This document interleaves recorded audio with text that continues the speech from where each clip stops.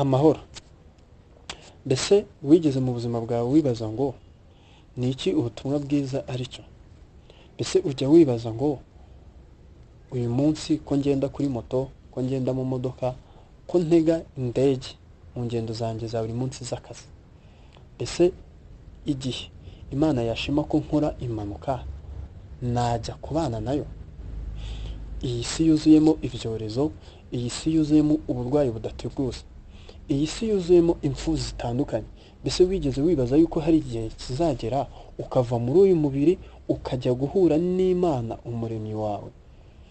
Mbese wigeze wibaza nti ni iki cyambwira yuko ndamutse mpfuye nonaha najya mu ijuru, nkaba mbizi uyu munsi, nkaba mfite ibyo byiringiro?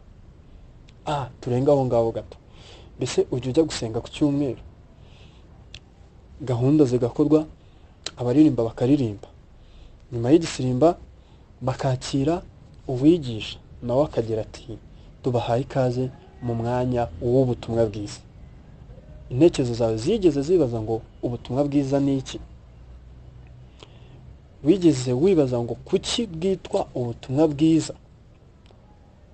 Tubahaye ikaze rero mu nyigisho tugiye kuzajya dukora kuri iyi YouTube channel yacu yitwa ubutumwa bwiza bw'ubuntu bw'Imana. Tuzareba cyane icyo ibyanditswe byera bivuga ku butumwa bwiza nyabwo. Tuzareba cyane n'iki ibyanditswe byera bivuga ku buryo umuntu w'umunyabyaha ashobora kubana n'Imana yera. Tuzareba n'izihe nyigisho ziri hanze abantu benshi bazi ngo ni ubutumwa bwiza, ariko mu kuvuga ukuri wajya kureba mu byanditswe byera ugasanga ni inyigisho zituka Imana, ugasanga ni inyigisho zitari ubutumwa bwiza.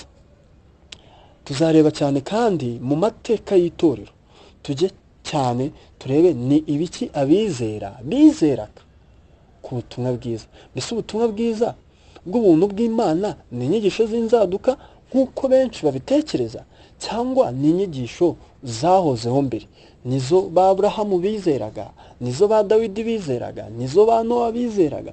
Mbega tugiye kujya mu byanditswe byera tubaze Imana duti mwami ni iki ubutumwa bwiza ari cyo? Tubahaye ikaze rero, ntimuzarambirwe, muduhe ibitekerezo byanyu, mutwunganire, ndetse rwose murusheho namwe gukunda uwo mwami.